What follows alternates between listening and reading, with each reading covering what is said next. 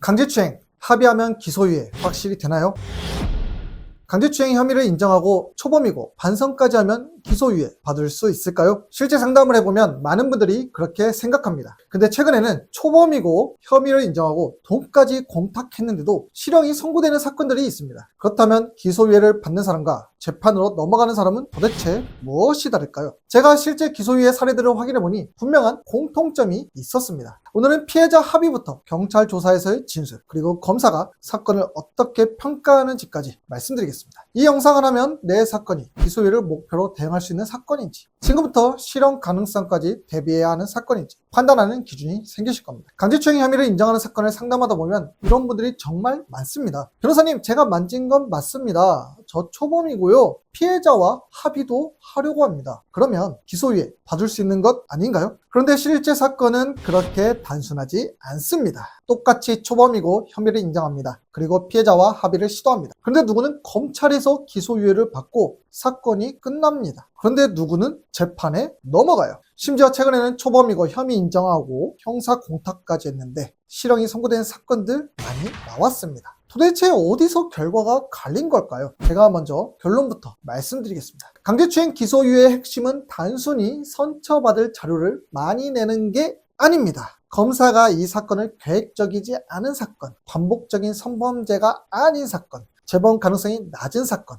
그리고 무엇보다 굳이 재판까지 넘길 필요성이 낮은 사건으로 평가해야만 가능성이 열립니다. 이 관점이 빠지면 반성문을 10장, 100장 써도 사건의 방향은 바뀌지 않는 거예요. 실제로 강제추행 혐의를 인정하고 기소유예를 받은 사건들 모아서 보시면 몇 가지 공통점이 나타납니다. 첫째, 피해 회복이 먼저 이루어져야 한다. 쉽게 말하면 피해자와 합의하고 처벌을 원하지 않는다는 의사를 받은 사건들이 많았다는 겁니다. 여기서 많은 분들이 이렇게 생각을 해요. 역시 합의하면 기소유예가 나오는구나. 아닙니다. 정확히는 반대죠. 합의는 기소유예를 보장하는 조건이 아니라 기소유예를 검토할 수 있게 만드는 중요한 조건 중 하나인 거예요. 왜냐하면 피해자와 합의했는데도 재판에 넘어가는 사건 엄청 많이 있으니까요. 추행 정도가 중하거나 피해자가 여러 명이거나 범행이 반복됐거나 우월적 지위를 이용했거나 동종 전력이 있다면 합의 하나만으로는 사건의 중대성이 사라지지 않는 거죠. 그래서 합의를 했다면 그 다음 질문으로 넘어가야 하는 겁니다. 검사가 이 사건 자체를 어떻게 평가할 것인가? 여기서 두 번째 조건이 나옵니다. 범행의 우발성이죠. 쉽게 말씀드릴게요.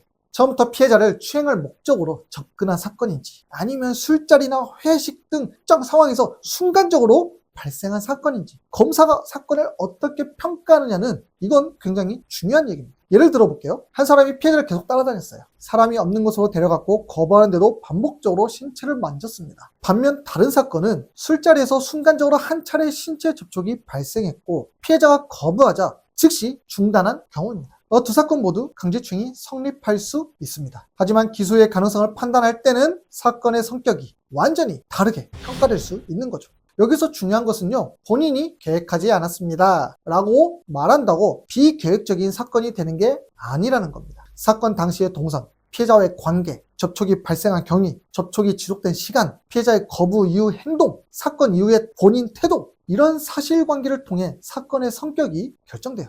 그런데 혐의를 인정하는 분들이 여기서 가장 많이 실수하는 거죠. 경찰이 이렇게 묻습니다. 왜 피해자의 신체를 만졌습니까? 그러면 이렇게 대답해요. 친근감의 표시였습니다. 술을 많이 마셔서 기억이 안 납니다. 저는 성적인 의도는 없었습니다. 본인은 혐의를 인정했다고 생각을 해요.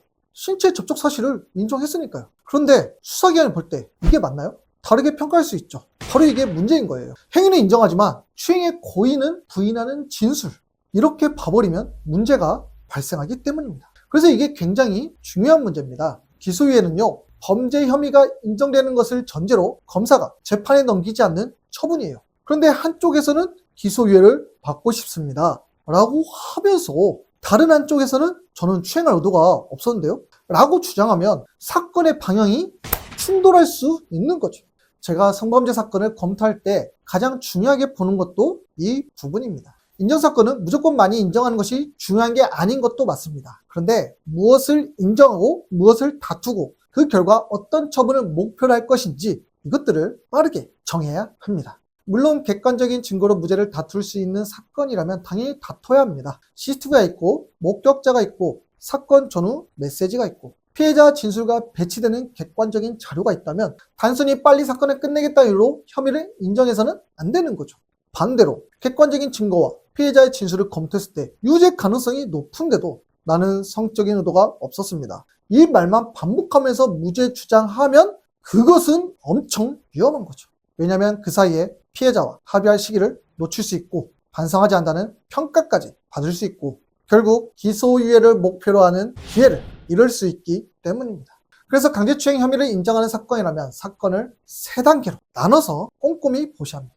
첫째, 이 사건은 정말 인정해야 하는 사건인가? 신체 접촉이 있었다는 이유만으로 바로 유죄라고 단정해서는 안 되죠. 피해자와의 관계는 어땠는지, 신체 접촉이 발생한 상황은 무엇인지, CCTV와 목격자는 있는지, 사건 직후 피해자의 반응은 어땠는지 객관적인 자료부터 확인해야 합니다. 둘째, 인정한다면 기소유예를 목표로 할 수 있는 사건인가? 여기서는요, 초범인지 여부만 보면은 절대로 안 됩니다. 범행이 계획적이었는지, 1차적인 단순 순간적 일회적 사건이었는지, 반복적인 접촉이 있었는지, 피해자가 몇 명인지, 추행의 정도가 어느 수준인지, 피해 회복이 가능한지를 같이 봐야 합니다. 그리고 셋째, 기소유예 가능성을 높이기 위해 무엇을 해야 하는가? 여기서부터 합의와 양형자료가 들어갑니다. 변호사님, 그러면 피해자와 합의하면 되는 것 아닙니까? 여기서 한 가지를 더 보셔야 하는 거죠. 실제 기소유예 사건들을 보면 단순히 합의만 이루어진 게 아닙니다. 검사가 그 사건을 비교적 단순하고 일회적인 범행으로 평가할 수 있는 사정이 함께 있었습니다. 예를 들어 추행 부위가 여러 곳이었다고 하더라도 극히 짧은 시간에 발생했고 피해자가 거부하자 바로 중단된 사건, 추행 횟수가 여러 차례였지만 같은 날 같은 장소에서 발생한 사건, 피해자가 여러 명이었지만 동일한 술자리에서 비슷한 방식으로 순간적으로 발생한 사건, 이런 사건들은 피해자의 수나 접촉 횟수만 보면 불리해 보입니다. 하지만 사건 전체의 맥락을 분석하면 계획적이고 반복적인 성범죄가 아니라 이례적이고 우발적으로 발생한 사건이라는 평가를 주장해 볼 여지가 생기죠. 바로 이 부분이 중요한 겁니다. 기소유예를 받으려면 유리한 자료를 내는 것에서 끝나면 안 돼요. 그 자료를 통해 검사가 이 사건을 어떻게 평가해야 하는지까지 설명을 해야 합니다. 반대로 이걸 놓치면 어떻게 될까요? 최근 강제추행 사건들을 보면요, 초범이라는 이유만으로 안심할 수 없다는 것을 알 수 있습니다. 초범이고 혐의를 인정했어요. 반성까지 했습니다. 심지어 1,000만 원이 넘는 형사 공탁까지 했어요. 그런데 실형이 선고됐습니다. 왜일까요? 이 사건들 공통점이 있었습니다. 일단 추행의 정도가 중했어요. 피해자의 거부 의사가 있었는데도 행위를 계속 반복했습니다. 직장 상사라는 지위를 이용하거나 피해자가 사건 이후 정신과 치료를 받고 직장을 그만둘 정도로 피해가 컸던 사건도 있었어요. 그리고 결정적으로 피해자한테 용서받지 못했습니다. 이 사례들이 보여주는 건 간단하죠. 초범이라는 사실도 반성문도 면죄부가 안 된다. 돈을 공탁했다? 그렇다고 해서 피해복이 되는 것도 아니다. 사건 자체의 중대성이 높다면 실형 가능성도 현실적으로 검토를 해야 하는 거죠. 자, 그렇다면 기소유예를 목표로 하는 인정사건에서는 우리가 무엇을 준비해야 할까요?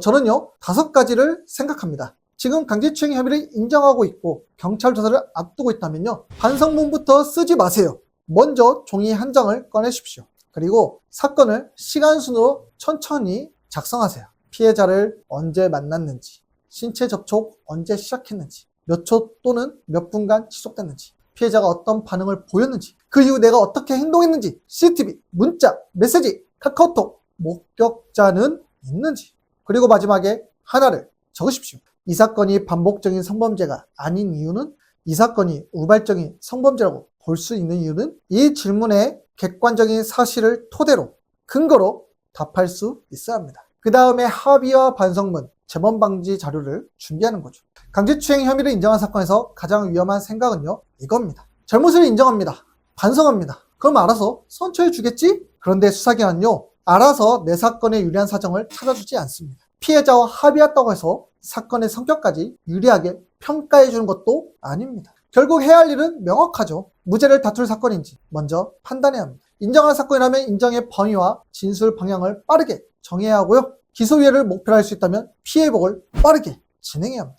그리고 마지막으로 왜 이 사건이 계획적이고 반복적인 성범죄가 아니고 왜 피의자에게 다시 한번 기회를 줄 필요가 있는지를 객관적인 자료와 함께 설명을 해야 합니다. 그게 강제추행 인정사건에서 기소유예를 준비하는 핵심이죠. 오늘 여기까지고요. 지금까지 시청해주셔서 감사합니다. 최충만 변호사였습니다. 세상에 다 등을 돌려도 저는 끝까지 의뢰인 편에 서겠습니다. 무고한 체별에서는 여러분에게 무료로 원나잇에서 고소당하지 않는 원칙, 무고죄에 대응하는 법 같은 무료 이북을 드리고 있습니다. 시청하시는 분들께 실질적으로 도움이 될 수 있도록 무고죄에 대응하는 법에 대한 방법을 담았습니다. 정말 도움이 되기를 바라는 마음으로 무료로 공유드리고 있으니까 고정 댓글을 클릭하셔서 도움 받으시면 좋겠습니다. 이상 무고한 체별 형사전문 변호사 최충만이었습니다.